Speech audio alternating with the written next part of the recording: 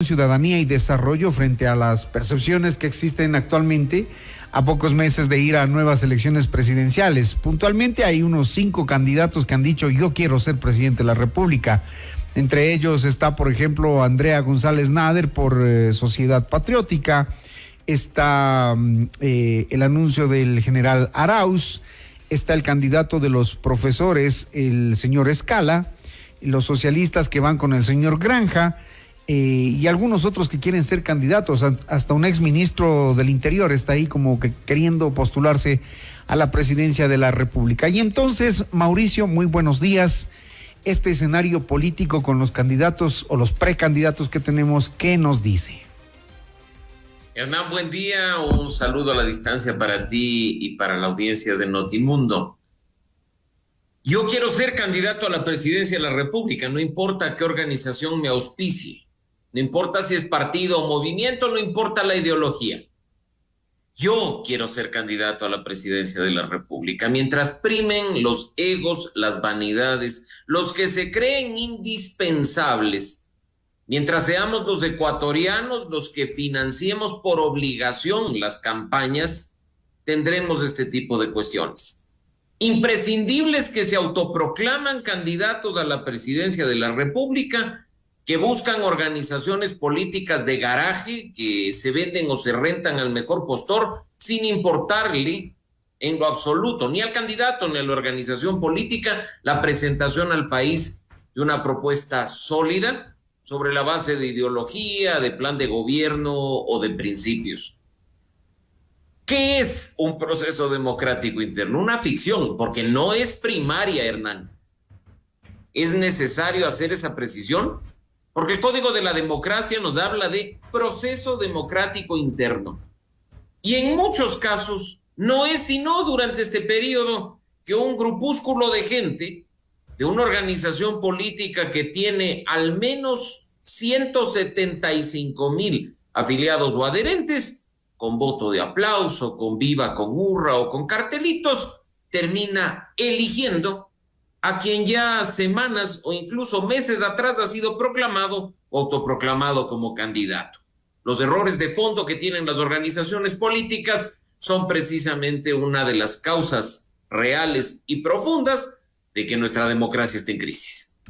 A la fecha tenemos 4 de las 17 organizaciones políticas de carácter nacional que tienen pendientes definir la fecha de sus procesos de democracia interna, como se llama normalmente, ¿no? Para designar los candidatos para la presidencia para el 2025. ¿Qué es lo que estamos mirando? ¿Cómo se está conformando esa prepapeleta con los personajes que tenemos, salvo el señor Isa, que ha dicho que ya no quiere ser presidenciable, sino que podría ir en una lista de candidatos asambleístas nacionales?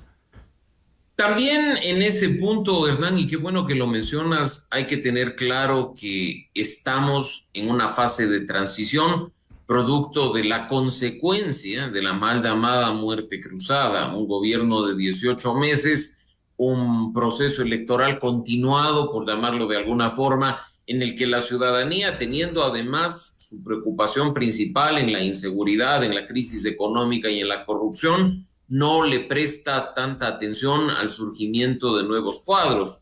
Tú dices cómo se está formando la papeleta, cómo se está armando el escenario electoral, y te diría, con muchos cromos repetidos, con muchas figuras que ya nosotros hemos visto en procesos electorales anteriores, personajes que ya tienen cierto nivel de reconocimiento en el electorado nacional y que más bien ahora estamos todos a la expectativa de ver ¿por qué organización política aparecen? Porque los que antes eran socialistas hoy son de derecha, porque los que antes defendían pues un movimiento muy vinculado a la socialdemocracia, hoy aparecen con un movimiento militarista o de militares retirados. Entonces, ese tipo de cuestiones más bien son las que nos tienen a los ciudadanos a la expectativa de cómo quedará conformada la papeleta, en la que indiscutiblemente el presidente de la República, que optaría por la reelección, estamos a horas de que eso se confirme en el proceso democrático interno de ADN,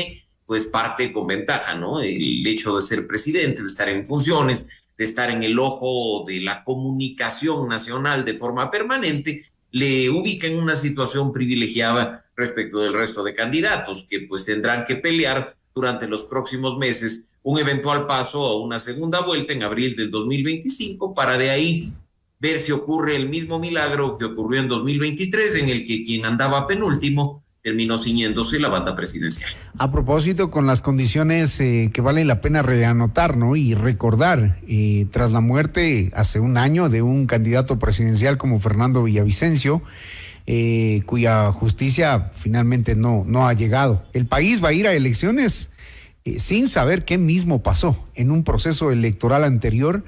Y bueno, hoy aparecen nuevos candidatos, postulaciones.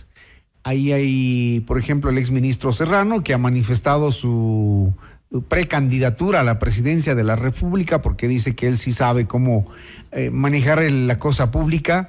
Ahí hay otro señor Tillería también, que ha manifestado su decisión de ser un precandidato a la presidencia de la República, y así nos van apareciendo nombres y listas, pero el que sí está muy adelantado es el presidente Noboa, que ya hasta en publicidad está lanzando su campaña anticipada. Bueno, y ese es otro punto clave, ¿no? Tú lo dices, que ya está en campaña, y no solo él, muchos funcionarios de este gobierno en horario laboral y utilizando recursos públicos también lo están haciendo, ya promocionándose como candidatos, ni siquiera precandidatos a la Asamblea Nacional en sus provincias. Pero bueno, como ahora no es de los que me cae mal, mejor guardo silencio y dejo que las cosas pasen, evidenciando una gran incoherencia por parte de muchos analistas, por parte de muchos periodistas, organizaciones sociales, donde al parecer la crítica es un asunto que únicamente calza para los que les generan rechazo. En este tema, Código de la Democracia, nuestra ley electoral es muy clara, y pues esperemos que después nadie se esté lamentando el que se inicien procesos ante el Tribunal Contencioso Electoral por esta campaña evidente, anticipada, que se ha venido realizando no solo por parte del movimiento oficialista, sino por parte de otros movimientos y partidos durante las últimas semanas. Cabe recordar, Hernán, que la campaña oficialmente inicia los primeros días de enero, dura poco más de 30 días, y pues ahí es cuando se debería hacer las cosas. Pregunta quizá un tanto absurda a estas alturas de vigencia del Código de la Democracia: ¿es pertinente tener esa prohibición cuando todo el mundo se la pasa por encima? Yo creo que sería mucho más sensato ajustar la norma a la realidad que hemos vivido durante todos estos años, sin excepción, y en lugar de establecer una prohibición que no se cumple, poner reglas claras de transparencia